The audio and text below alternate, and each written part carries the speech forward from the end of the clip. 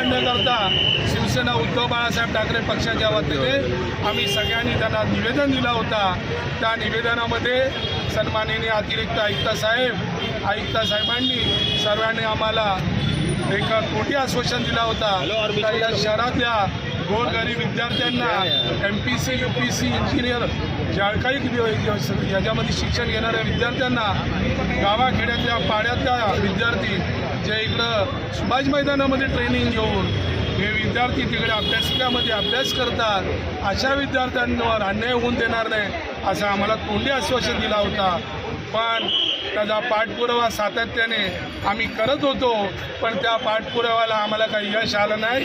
कारण ठेकेदाराच्या घशामध्ये घालून ते अभ्यासिका त्याच्या मलिदा काढून त्या ठेकेदाराला श्रीमंत करायचं आहे असा त्यांचा हट्ट आहे।